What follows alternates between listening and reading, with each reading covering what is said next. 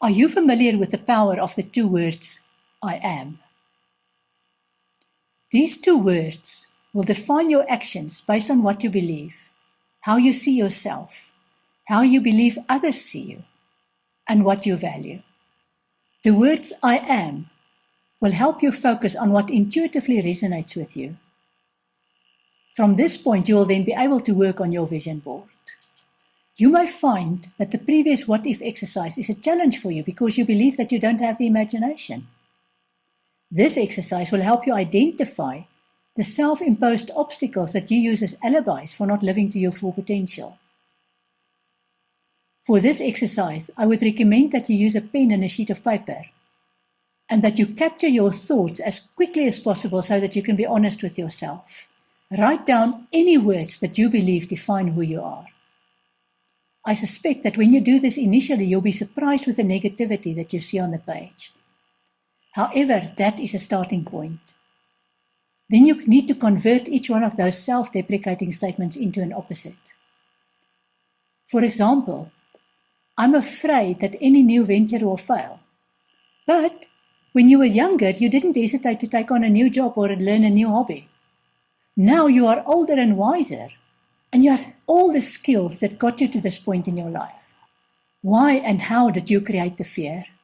I'm concerned that people will discourage me. And if that is the case, then listen to them up to a point. Then you have more information. Now decide which of those people are transferring their own fears onto you, and which people are in fact giving you good advice that you can use. I'm not able to invest money in anything. But if you have knowledge of any topic that you can give to someone else, you can start by giving that knowledge freely. Once you have the intention, the opportunity will arise. You don't need an elaborate business or a massive project plan. You need the will to inspire people and the intention to give back as much as you have received.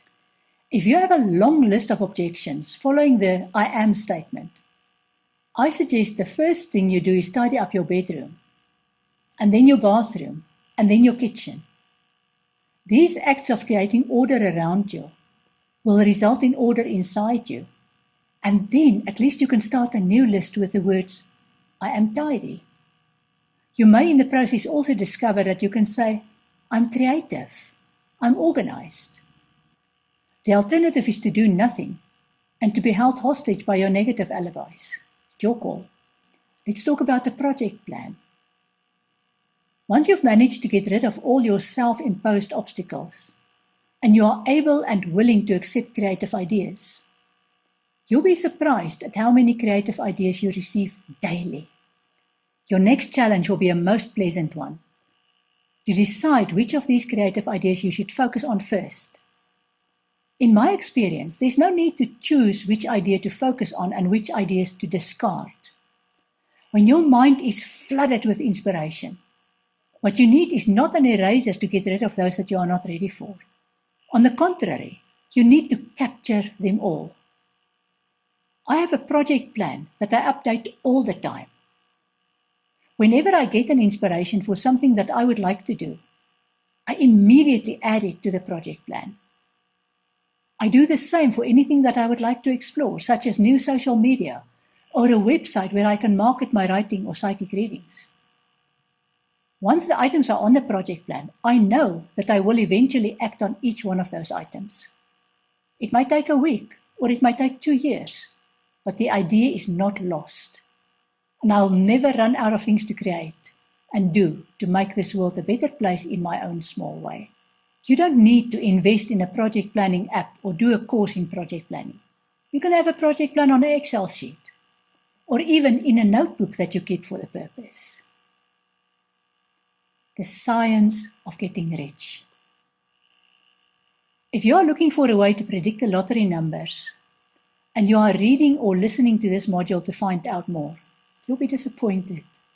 Why would I have a section on getting rich as part of the creation process? Wallace Wattles wrote a book called The Science of Getting Rich that was first published in 1910. The book is as valid now as it was over 100 years ago. The author describes his philosophy about our creativity to get rich.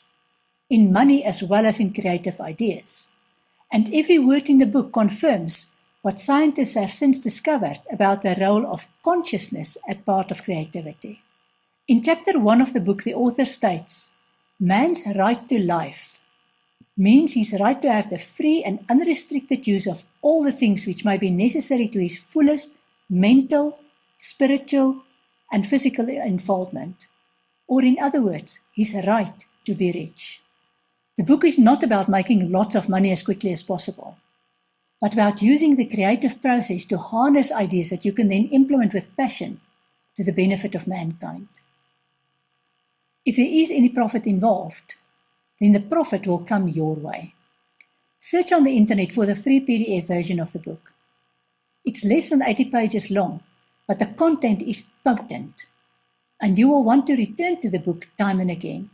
In this module, you discovered how quantum physics time and again proves ideas and concepts that have been known and used by spiritually inclined and knowledgeable people for millennia. You've also discovered how you can use basic knowledge of recent research in quantum physics to improve your creative abilities. You are now aware of different means of unlocking your creativity. In the next session, we'll explore repetitive patterns and how they increase our spiritual awareness.